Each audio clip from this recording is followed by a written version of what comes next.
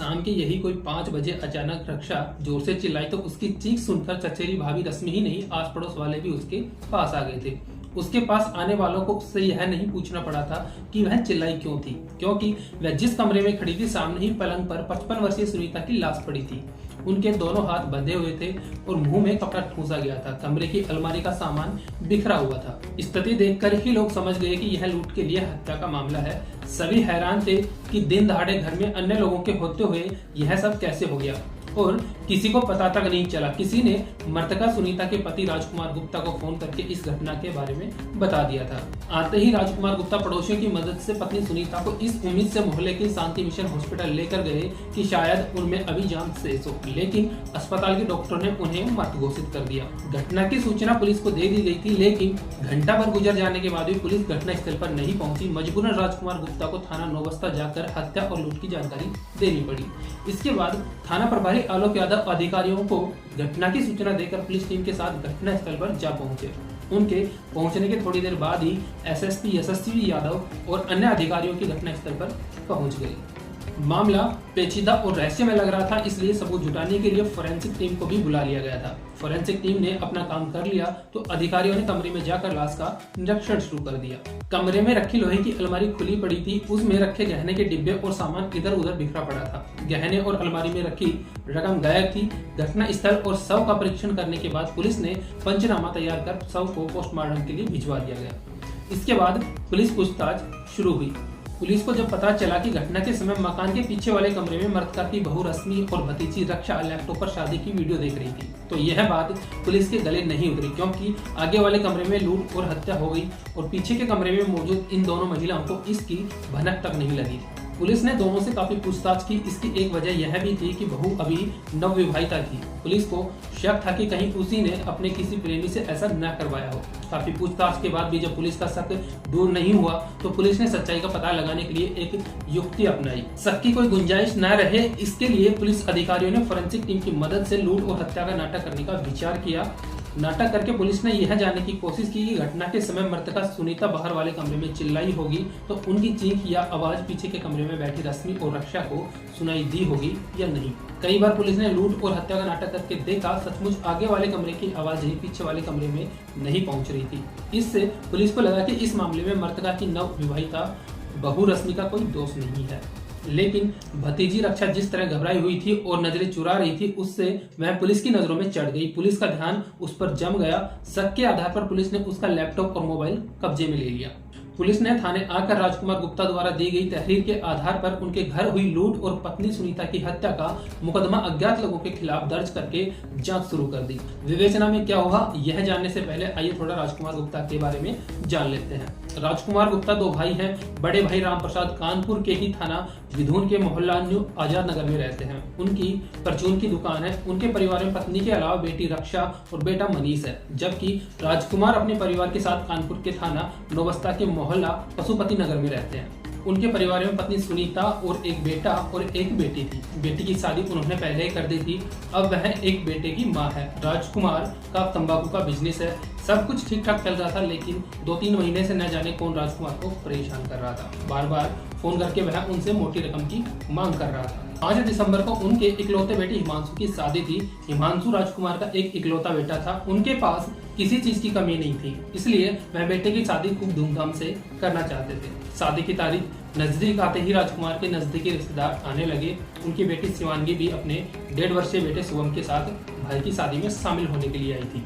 3 दिसंबर की शाम 6 बजे अचानक शिवांगी का बेटा शुभम घर के बाहर से गायब हो गया। बच्चे के इस तरह गायब होने से घर में हड़कंप मच गया। क्या किया जाए, लोग इस बात पर विचार ही कर रहे थे कि राजकुमार के मोबाइल फोन पर किसी ने शुभम के अपहरण की बात कहकर 15 लाख रुपए की फिरौती मांगी।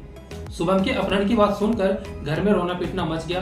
अपहरणकर्ता ने राजकुमार गुप्ता को पुलिस में न जाने की हिदायत दी थी, लेकिन कुछ लोगों के कहने पर वह अपने रिश्तेदारों के साथ थाना नौबस्ता जा पहुंचे। उन्होंने थाना प्रभारी को वह मोबाइल नंबर दिया जिससे फिरौती के लिए फोन आया था। देखकर बच्चे को अपहरणकर्ता से मुक्त कराने की गुजारिश करने लगे। वे लोग पुलिस से बच्चे को मुक्त कराने की गुजारिश कर ही रहे थे, तभी उन्हें घर से फोन करके बताया गया कि एक आदमी बच्चे को मोटरसाइकिल से घर के सामने छोड़ गया है। बच्चा सकुशल मिल गया तो थाना नौबस्ता पुलिस ने इस मामले में कोई कार्रवाई नहीं की, जबकि उसे उस मोबाइल नंबर के बारे में पता करना चाहिए था। बहरहाल भले ही बच्चा वापस आ गया था, लेकिन राजकुमार और उसके घर वाले इस घटना से परेशान थे।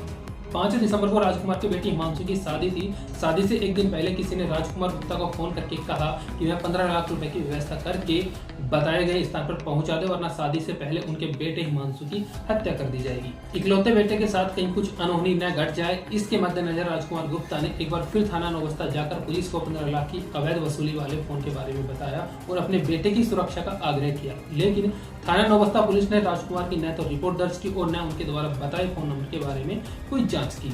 6 दिसंबर को हिमांशु का विवाह ठीक ठाक संपन्न हो गया और बहू घर आ गई। खुशी के माहौल में राजकुमार गुप्ता पूर्व की घटनाओं को भूलकर अपने कामकाज में लग गए। रोज की तरह 4 जनवरी को भी राजकुमार गुप्ता अपनी दुकान पर चले गए। घर में पत्नी सुनीता और बहू रश्मि रह गई। मकान के पीछे वाले एक कमरे में राजकुमार की विधवा भाभी जगत दुलारी अपने बेटे सत्यम के साथ रहती थी।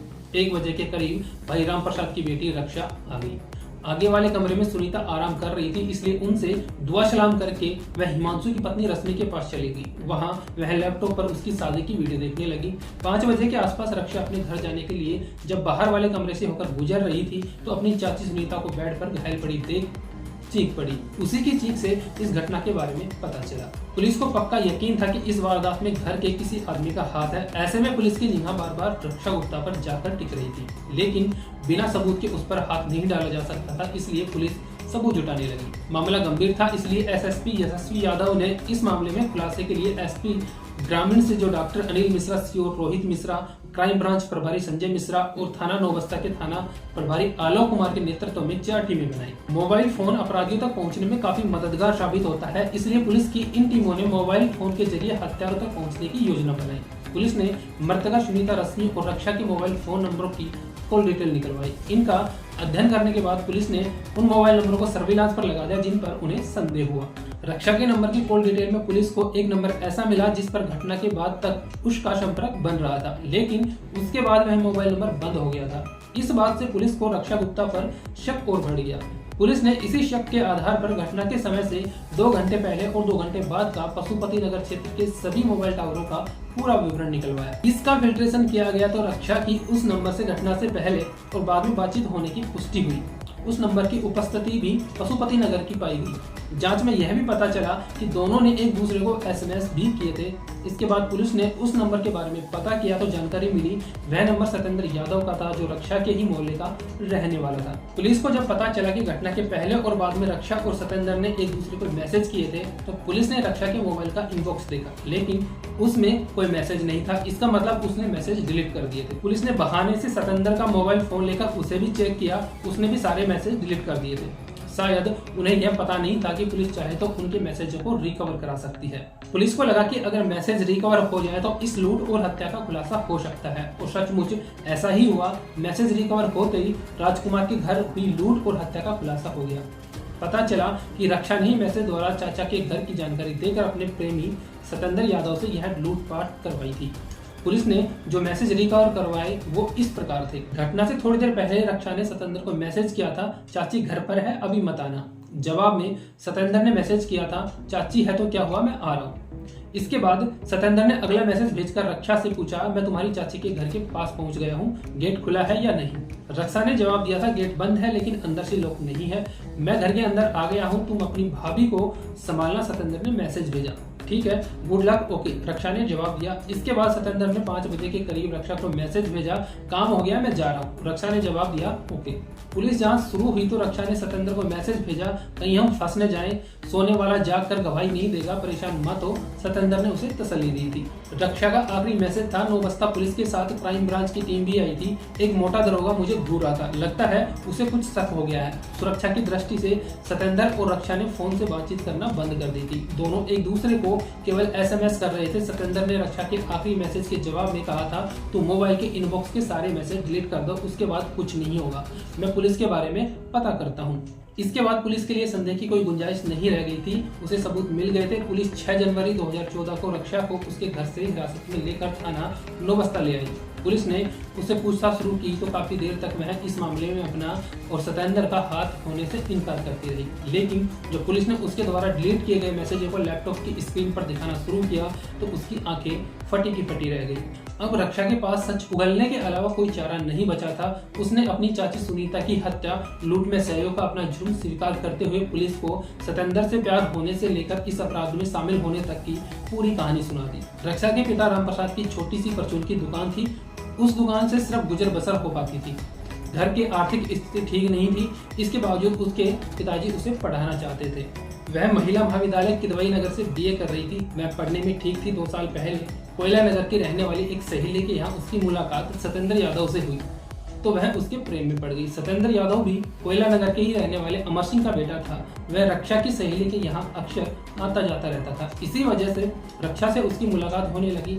इन्हीं मुलाकातों में दोनों में आंख मिचौली शुरू हुई तो रक्षा बहकने लगी। रक्षा और सतेंद्र यादव के प्यार की चर्चा रामप्रसाद के कानों में पड़ी तो वह हैरान रह गई। कॉलेज से लौटने पर उन्होंने बेटी से सतेंद्र के बारे में पूछा तो उसने बिना किसी झिझक के सतेंद्र से चल रहे अपने प्यार की बात स्वीकार कर ली। साथ ही उसने यह भी कहा कि वे दोनों एक दूसरे को जी जान से चाहते हैं और जल्द ही शादी कर लेंगे। रक्षा की बात सुनकर रामप्रसाद हक्के बक्के रह गए। उन्होंने उसी दिन अपने छोटे भाई राजकुमार के घर जाकर रक्षा और सतेंद्र के बारे में बताकर कहा कि रक्षा कह रही है कि वह सतेंद्र से शादी करेगी। अगर उसने ऐसा किया तो घर परिवार की इज्जत मिट्टी में मिल जाएगी। तब राजकुमार और सुनीता ने गैर जाति के लड़के से शादी का विरोध करते हुए कहा, अब घर परिवार की इज्जत बचाने का एक ही रास्ता है कि जल्द से जल्द रक्षा की शादी कर दी जाए। लेकिन मेरे पास अभी इतने पैसे नहीं है कि मैं इतनी जल्दी उसकी शादी कर सकूं। रामप्रसाद ने अपनी आर्थिक तंगी बताकर हाथ खड़े कर दिए तो सुनीता ने लखनऊ के एक लड़के का पता देकर कहा, अब वहां जाकर शादी तय कीजिए, शादी तो करनी है। हम लोग हर तरह से इस शादी में आपकी मदद करेंगे। रामप्रसाद लखनऊ पहुंचे और सुनीता द्वारा बताए लड़के को देखा, लड़का भी ठीक था और घर परिवार भी, इसलिए शादी तय कर दी। चौथे दिन तिलक चढ़ाकर विवाह की तारीख भी तय कर दी गई। जब इस बात की जानकारी रक्षा को हुई तो वह बौखला उठी। उसने रामप्रसाद से एक बार फिर सतेंद्र से शादी की जिद की, लेकिन रामप्रसाद ने गैर जाति के लड़के से उसका विवाह करने से साफ मना कर दिया। रक्षा सतेंद्र के वियोग में झटपटा रही थी। उसने उसके साथ जीने मरने की कसमें खाई थी, इसलिए किसी भी सूरत में वह उससे शादी करना चाहती थी। जब कोई राह नजर नहीं आई तो उसने सतेंद्र के साथ भागकर शादी करने की योजना बनाई। लेकिन भागकर किसी अनजान शहर में रहने के लिए काफी रुपयों की जरूरत होती। इतने रुपए न सतेंद्र के पास थे न रक्षा के पास। रुपए कहां से आए, दोनों इस बात पर विचार करने लगे। अचानक रक्षा के दिमाग में आया कि उसके चाचा राजकुमार गुप्ता के पास बहुत पैसा है। वह हमेशा घर पर 20-25 लाख रुपए रखते हैं। अगर किसी तरह वे रुपए उसके हाथ लग जाए तो वह आराम से सतेंद्र के साथ भागकर अपनी अलग दुनिया बसा सकती है। रक्षा ने जब इस बात पर सतेंद्र से सुझाव मांगा तो उसने भी हामी भर दी। इसके बाद दोनों किसी भी तरह राजकुमार के घर से रुपए उड़ाने की कोशिश करने लगे। जैसे जैसे विवाह की तारीख नजदीक आती जा रही थी, रक्षा की बेचैनी बढ़ती जा रही थी। वह किसी भी हाल में सतेंद्र से जुदा नहीं होना चाहती थी। यही वजह थी कि सतेंद्र को पाने के लिए वह किसी भी हद तक जाने को तैयार थी। उसने चाचा के घर से लाखों रुपए उड़ाने की योजना बना रखी थी। उसके लिए मौका नहीं मिल रहा था। वह चाहती थी कि किसी तरह खून खराबा भी न हो और चाचा के घर रखे रुपए भी मिल जाएं। इसके लिए वह लगातार चाचा के घर पर नजर रख रही थी। राजकुमार अपने इकलौते बेटे हिमांशु की शादी में लगे थे। शादी में शामिल होने के लिए उनकी बेटी शिवांगी अपने 1.5 वर्षीय बेटे शुभम के साथ मायके आई तो मौका देखकर सुरक्षा ने उसके बेटे का सतेंद्र द्वारा अपहरण करवा दिया और 15 लाख रुपए की फिरौती भी मांगी। लेकिन जब राजकुमार पुलिस के पास पहुंच गए तो डरकर रक्षा ने सतेंद्र को फोन करके बच्चे को वापस छोड़ने को कहा। अपहरण के लगभग 1.5 घंटे बाद सतेंद्र मोटरसाइकिल से शुभम को गली में छोड़ गया। इस तरह रक्षा और सतेंद्र की यह योजना असफल हो गई। इसके बाद रक्षा के इशारे पर सतेंद्र ने राजकुमार को फोन कर हिमांशु की हत्या की धमकी देकर 15 लाख रुपए मांगे, लेकिन इसमें भी सफलता नहीं मिली।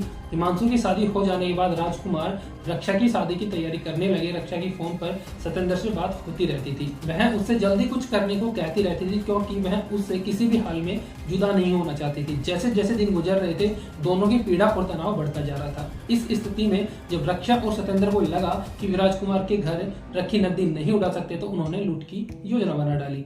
उसी योजना के मुताबिक रक्षा उस दिन अपना लैपटॉप लेकर दोपहर 1 बजे अपने चाचा राजकुमार के घर जा पहुंची। उसने अंदर वाले कमरे में हिमांशु की पत्नी रश्मि को उसके विवाह की वीडियो दिखाने के बहाने उलझा लिया तो सतेंद्र ने मैसेज भेजकर उसे बता दिया कि वह घर के बाहर आ गया है। मैसेज देखकर रक्षा ने लैपटॉप की आवाज तेज कर दी। जब काम हो जाने का सतेंद्र का मैसेज आया तो रक्षा 5 बजे के आसपास अपने घर जाने के लिए चाची वाले कमरे से निकली। वहां उनकी लाश देखकर वह चीख पड़ी। उस पर किसी को शक न हो इसलिए उसने दौड़ दौड़ कर यह बात सभी को बताई। रक्षा से पूछताछ के बाद पुलिस ने उसके प्रेमी सतेंद्र को गिरफ्तार कर लिया। पूछताछ में सतेंद्र ने बताया कि उसने यह लूट और हत्या अपने दोस्त विवेक और मनोज के साथ मिलकर की थी। पुलिस ने तुरंत विवेक और मनोज के घर छापा मारा। विवेक तो पुलिस के हाथ लग गया, लेकिन मनोज फरार होने में कामयाब हो गया। पूछताछ में रक्षा के प्रेमी सतेंद्र यादव ने पुलिस को बताया कि वह कोयला नगर के शिवपुरम में रहने वाले अमर सिंह यादव का बेटा है। उसके पिता पीएससी में सिपाही है, जो इस समय इलाहाबाद में तैनात है। उसका बड़ा भाई जितेंद्र ऑर्डिनेंस फैक्ट्री में काम करता है, जबकि वह बीएससी करके नौकरी की तलाश में था। उसने पुलिस भर्ती की परीक्षा भी दे रखी थी। उसे उसी परीक्षा के परिणाम का इंतजार था, लेकिन उसके पहले ही उसने अपनी प्रेमिका रक्षा के लिए अपना भविष्य ही नहीं, जिंदगी भी दांव पर लगा दी। सतेंद्र ने पुलिस को बताया था कि वह सिर्फ लूट के लिए आया था। इसके लिए उसने पहले विवेक और मनोज को भेजा था। दोनों ने अंदर जाते ही धक्का मारकर सुनीता को गिरा दिया और उनके मुंह में कपड़ा ठूस दिया, जिससे वह चिल्ला ना सके। उनके हाथों को बांधकर उन्होंने उन्हें वैसे ही छोड़ दिया, लेकिन उन्होंने उसे देख लिया तो अपने बचाव के लिए उसे सुनीता की हत्या करनी पड़ी, क्योंकि वह उसे पहचानती थी। उसने उनके मुंह पर तकिया रखकर उन्हें मार दिया था। इंटरमीडिएट में पढ़ रहा विवेक भी कोयला नगर का रहने वाला था। वह सतेंद्र का गहरा दोस्त था। सतेंद्र के कहने पर पैसों के लालच में उसके साथ लूट की इस योजना में शामिल हो गया था। पूछताछ के बाद पुलिस ने सतेंद्र और विवेक की निशानदेही पर 10,000 नकद, करीब 10 लाख के गहने और सुनीता का मोबाइल फोन बरामद कर लिया। माल बरामद होने के बाद पुलिस ने 7 जनवरी को दोनों को अदालत में पेश किया, जहां उन्हें जेल भेज दिया गया। लेकिन वीडियो बनाते टाइम तक मनोज कुमार पकड़ा नहीं गया था।